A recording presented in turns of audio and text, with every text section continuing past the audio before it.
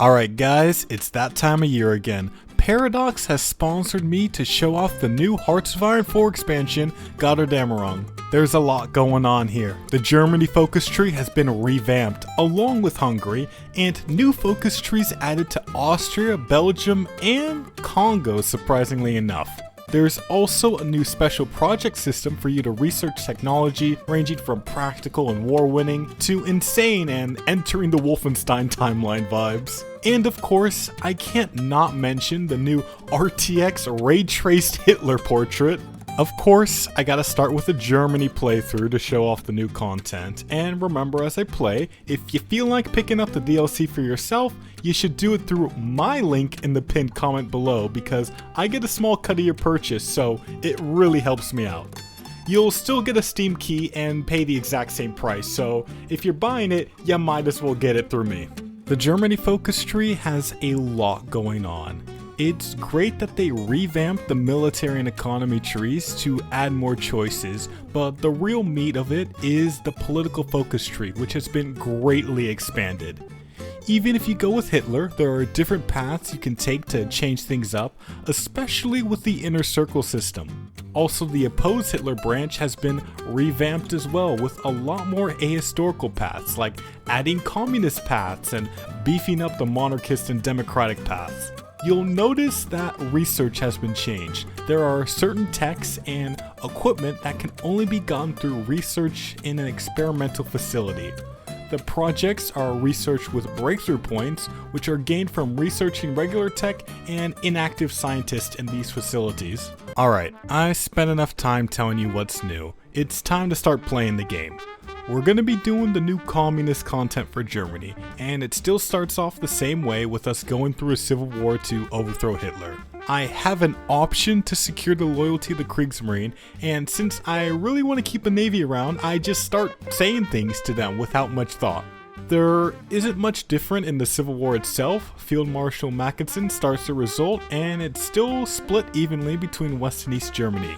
Even though Germany is in the Civil War, we still have the MIFO bills going. You'd think Britain and France would cut us some slack on military spending in the middle of a civil war, but no, I guess they're still staring us down to make sure we follow the Versailles Treaty. The Civil War isn't any harder either. Just do the strat of massing your good units in the center and push to the Czech border. As long as you keep moving, the AI can't do much to stop you. Once you've split them in half, you've won. It's just a matter of how fast you can kill the fascist. The anti-communists in the Soviet Union are preparing to overthrow Stalin and ask for my help, in exchange for me getting the Baku oil fields. I mean, sure, I'll do it for the oil, but I don't know what we're paying them with because I know we don't have money here. Whoa! This is worthless. I decided to focus on the northern front and push to Berlin. I don't know where the fascist good divisions are, but they certainly weren't defending the capital. With Hitler and Berlin gone, that was the back of Nazi leadership broken, and I just had to spend the next few months catching the fascists trying to crawl away. I feel like such a trendsetter right now because civil wars are popping up all over the world. And as fun as they are, I'm not trying to go through a second one, which can happen if you go down the communist path. Once you finish the proletarian revolution, you're on a timer to get 50% communist support in the country before the mission runs out. So I gotta go around the country encouraging people to join the Communist Party. I swear, every time I pan around the world, there's a new civil war, and like, now we got Italy and the Baltics, and soon the Soviets finally have theirs. But I can't laugh too much at other people's struggles, because I barely escaped my second civil war. I just barely got the support needed for the focus, with a month remaining. Fortunately, a last-second workers' uprising decision saved me. With the focus done, we finally became Communist Germany, and while Ernst here was important in us establishing a socialist state, I gotta replace him with Heinrich Brandler for that sweet production cap. Also, just realized that I've kinda neglected following through with the Kriegsmarine promises, but to be fair, their demands are really unreasonable. They want me to devote nearly 8 months of focus time on them within 2 years of me starting the Civil War. Like, actually, who do you think you are? I'm trying to rebuild this nation, and they're coming to me like... I know this might be a bad time right now, but you owe me $32,000 in legal fees. What? Austria has a communist civil war later on, and I'm pretty happy about that because the Puppet Austria focus changes if they're communist from giving me a war goal to working like the Anschluss. I was gonna do my best to make sure my comrades win, so I started training some mountaineers, but as they were training, out of nowhere, Switzerland annexed a communist state, so now Switzerland owns Vienna. Ahistorical HOI4 is just so wild. What do you mean Switzerland ended the Austrian Civil War by annexing the other side? And they just rolled with it. As for my Anschluss dreams, welp... That's over now! They stole it from me, Carmine! They took it! That was today! Today! The rest of Austria won't go with me willingly, so I have to coerce them into joining me. You don't get cores or claims on the land, so there's no point in annexing them. I have to create a gimped Austrian puppet. After doing the Spark the Flame of Liberation focus, I can start spreading communism to my neighbors to cause an uprising. And of course, I immediately start working in Switzerland, as well as stacking up my intelligence bonuses to boost communism faster. The communist uprising in France starts soon afterwards, and that had nothing to do with me. They did that on their own. You probably think I should help my fellow leftists win in France, but you forget they are French, so they aren't my fellow leftist. The Swiss entered the war against them, and I don't even care. I'm focusing on my own issues, like making sure my version of communism, the true one, wins out in Europe. The Swiss diplomats are on another level. I looked away for a few seconds and they convinced Italy to give up Piedmont and Lombardy. They gotta have Charles Xavier working for the Swiss because no way they just casually convinced a country to give up its most valuable land. My communist agitators in Czechoslovakia finally get an uprising going in the country, and they're immediately willing to join my faction. There is a chance your agitators won't be successful and get found out by the government, but you do get a puppet war goal in that country as compensation. The Dutch rejected my activists, so instead of slowly changing minds there, I'm just gonna overthrow their government. But for some reason, even though the Czechs are in my faction, I can't help them in their civil war because of tension. I mean, fortunately, some stuff is going on in the Americas, and I wrap up my war with the Dutch to boost tension, but I'm just thinking that if there was nothing else going on in the world and my comrades and the Czechs needed help, they were just gonna look at me like... I'm trying my best to spread communism in Europe, but sadly the comrades in the Americas aren't doing so well and get contained by the Allies. Then for absolutely no reason, the Swiss come at me with a war declaration. I needed this anyways. You see, I made the very stupid decision to stick with the MIFO Ponzi scheme economy, so I need to go around Europe and loot other countries' gold so my economy doesn't collapse. I need to kill France and Switzerland relatively soon to steal their gold. I know, not very leftist of me to do that, or maybe very leftist of me, depending on your personal politics. While this war is ongoing, I might as well show you the air raid feature though. When you get enough intelligence on your enemy, you learn where their facilities are, and then you can plan an air raid to bomb them, which if successful, cripples that facility's ability to research special projects. The success chance of this is affected by the air wing's experience, air superiority, and state AA. I try to push through the Maginot because with my air superiority, I can bomb the forts and attack from multiple directions to give myself a chance to break through, even if at a heavy cost. The push through the Maginot is brutal though. Even with air superiority, and even equipping special forces with fort-busting artillery, we're going at a World War I pace. Things were looking bleak until my 2 years of pumping communist propaganda into Switzerland paid off, and the order was sent for the Swiss soldiers to turn their guns against the French. The communist Swiss secured the Alps for me, giving me a path to flank the Maginot Line, which forced the French to strip men off of it to guard the extended front. The French got the worst of both worlds as a result. I was able to fully break through the Maginot, and the divisions they deployed around the Swiss didn't have enough time to entrench to stop my tanks. Soon I was able to surround a bunch of French divisions on the remaining tiles. As for that air raid on the French land warfare facility, it goes really well and I cripple it. With their losses in the Maginot Line, the French don't have much time left. I'm only getting stronger as my Yugoslavian communist uprising begins and gets me another useful ally. The French army completely collapses within a month and I just snake their VPs until the peace deal begins. I got this just in time because I was just a few weeks away from the MIFO debt catching up to me. The Swiss start a war with the Italians for me, and I know they're feeling really dumb for giving up their best land to the Swiss now because it's getting used against them. What was Spain thinking declaring on Portugal at this time? Were they just thinking the UK would ignore their ally getting annexed? Now they're just gonna get ripped apart. If you guys haven't noticed yet, Poland has been in a civil war for the past 2 years, and the rebels have just been sitting in Krakow the entire time. I just want to know what's happening on that front line, because it's literally just one city.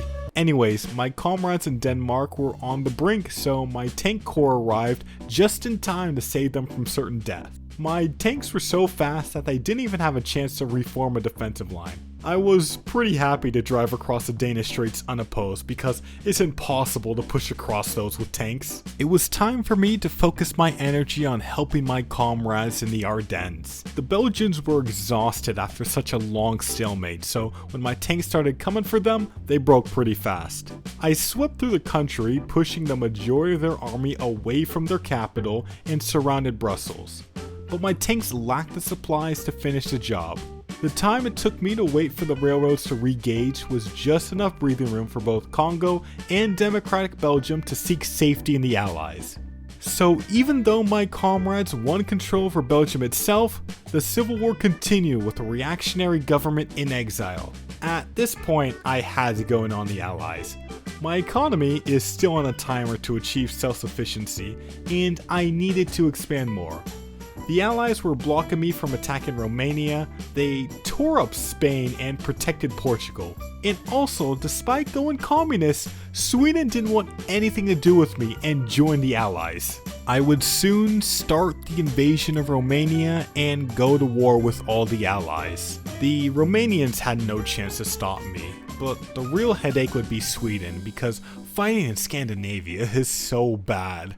I got around them blocking the strait by pair-dropping Malmo and had my tanks ready to move in. Sweeping through southern Sweden wasn't a problem, and fortunately I'm not in it alone since Russia went to war with the Allies by declaring on Latvia. I'm still trying to spread my ideology around by supporting rebels in Alexandria and preaching communism to the Finns. The odds are still stacked against us though.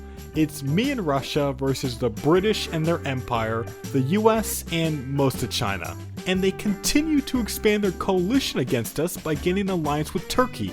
A few paratroopers can really make your life easier. It would have taken months for my men to walk through these forests, but only 2 weeks by using paratroopers in some key locations. I was so happy to cap them because the Swedish steel and tungsten was gonna be a great boost to my goal of self-sufficiency. But as I checked the states, there was nothing there. The Swedes blew up their mines. So much for solidarity, guys. I capped Norway shortly afterwards, but the game trolls me by giving most of their land to Russia. Despite these setbacks, I am getting close to achieving autarky. I only needed steel and tungsten. The tungstens ain't that far away from me. I just gotta get through this Spainlet the UK spit out to get to Portugal. The Allied goon squad shows up quick to fight me in Iberia, and they're even quicker to get overrun by my tanks. There was no way any more Allied troops were coming to reinforce after a loss that massive, so Portugal was overrun in weeks. With Portugal gone, I had all the tungsten I needed. I just needed a bit more steel to hit 800, but I realized that although it says 800 steel owned by you or a subject, you may think it could add up the resources you and your subjects have, but that's not how it works. either you or one subject has to have all the resources needed to get the requirement. So I finally did the focus to start annexing the Volkscommissariats. Because of all the war and the time crunch I'm on, I've kinda neglected my research, so I haven't been getting through as many special projects as I should have by now, but I will show you cool stuff later on. I integrated Austria first since they have so much steel in them, but I'm disappointed after I do it. You don't get cores, compliance, or even claims. I even have to deal with resistance here too, so I don't get the point of integration at all. At least I have the steel needed to get autarky now, but really, all that focus did was giving me a decision to cripple myself. I really don't understand the Spanish Empire's foreign policy this game. They go to war with me by declaring on my Libyan puppet and then join the faction that tore their country apart. This government is just so stupid. I know if I killed them, the Spanish people would be celebrating like the emperor just died. But right now, the Spanish front isn't high priority. I want to take out the UK. My navy ain't great, so I'm gonna have to crutch on paratroopers for this one. I start a bombing campaign to take out the state AA in Britain, but the RAF is inflicting some heavy losses on me, so I can't keep it going for long. And I can't launch with all those planes contesting me. My focus on the UK is costing me Spain, so I have to make sure this was worth it. I pulled down my planes so the AI would move its air force somewhere else and allow me to get the air supremacy for the paratroopers. Although the static AA was operational, I was hoping that with enough cast support, the paratroopers would be able to overcome the British defenders despite their strength losses. By the skin of their teeth, the paratroopers got Dover, but they had no chance of holding it if my tanks didn't get there soon. I'll give the AI credit for a good response to my invasion. They kept pounding my troops, not allowing them to regain organ strength. Even with hundreds of cast bombers flying to support my guys, I was really close to getting pushed out. Fortunately, the British divisions eventually ran out of steam after nearly destroying themselves in suicidal charges. This gave me the chance to form a solid perimeter around Dover and regain strength to push again. The British lost so many men trying to push me out that they had no men left to defend their country as I pushed out from Dover. The Royal Army was split up and isolated to different parts of the UK, where the battered remnants would make their final stand. With the fall of the UK, I would give myself a lot of breathing room in Europe, then put an end to the war within sight as I prepare for America. So of course Russia picks now to declare on me. What's really funny though is that despite declaring war on me, the Russians are still giving me their oil from Baku. I guess I got Charles Xavier working for me now, cause how else can you explain how I'm getting that oil? Before focusing on Russia, I gotta wrap things up in the UK. After the final British army in the Isles was surrounded in Manchester, the government finally calls it quits. I couldn't be happy with my victory in the UK for long because in Turkey, I was facing disaster. My army was being sandwiched between the Russian and Allied armies, and I was completely cut off. I had to build a port to get them out and had to pray that my air force could give them the support they needed to last till the port was finished. You best believe I was fully locked into watching these guys make their last stand. 19 divisions was a lot to lose, and it's not like I'm in a position to replace that easily. It was so close to being disaster. This was my Dunkirk. When that port went operational, I got all the men positioned to leave. I'm just thankful that the Russians and allies were a bit distracted fighting each other because that gave me just enough time to leave. In the Balkans, I'm feeling a lot of weakness from the Russians. If I can concentrate my armor and mechanized divisions here, I can do a lot of damage to them. My first target is Bucharest. The terrain was great to push through, and as things continue to go well, I expand my objectives. I have my tanks drive to the Black Sea, and then I realize I can just push up to the Polish border and cut off the entire Russian army in Hungary. I'm really glad I've left Poland alone with its civil war now because they've made this front a lot more manageable. As I'm looking over the damage I've done, I'm pretty sure I've trapped at least 2 Russian armies in this offensive, which is great because I'm struggling to hold on to the UK as a result. I've been forced to spread my units all across Europe and didn't have much to spare for the British Isles, which I feel like the Allies are starting to notice with all these naval invasions they're doing recently. After I finished off the pockets, I checked Russia's army, and while their division count still looks really scary, their stockpiles are looking pretty empty, so I just need to keep the pressure up on them so they don't come back. As for the UK, I'm just gonna extract my troops and give it up to the Allies, cause there's more I can do on the mainland. I finally get around to cleaning up Iberia again, so there will be no more Spain problems anymore. Going back east, my mech and armor was racing through Ukraine, overrunning divisions left and right. But although I left the UK, I wouldn't let them forget me, because I was gonna constantly hit them with my new rockets. They pretty much work the same as they did before, but they changed it so you actually have to build them with military factories now. Sorry guys, no more printing hundreds of V2s out of thin air anymore. Unfortunately, my offensive on the Eastern Front was running out of steam, as the front got too wide and the supply hubs became too distant. So the Russians actually started messing me up with a counteroffensive. It hurt to watch my expensive mech and tank divisions being overrun by peasants with rifles. So I retreated behind the Dnieper River. The army just needed time to rebuild strength and get reinforcements. Once they fully recovered, the Russian army didn't stand a chance. We were blitzing through them and surrounding troops all over again.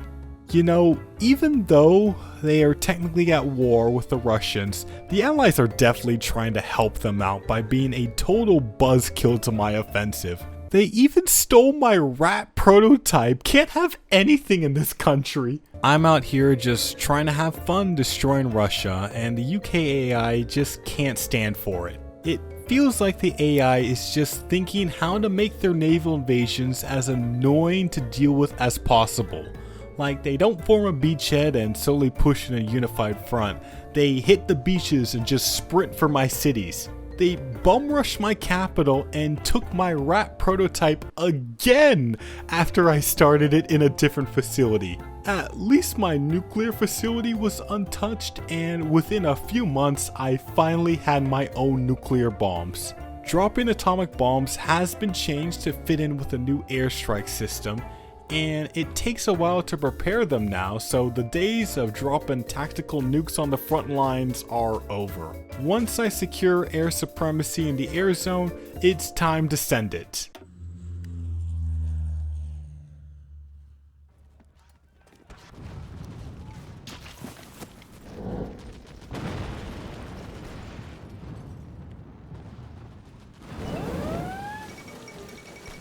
Damn, the event actually makes a good point. I just made the city harder to take for myself. But my nuclear research doesn't end there. I can make bigger nukes or put them in our missiles. And I'm gonna go with the missiles because later on you can make nuclear ICBMs. Fortunately, by the time I get to Moscow, the Russian army is so crippled they can't put up a proper defense, so I'm able to drive right in.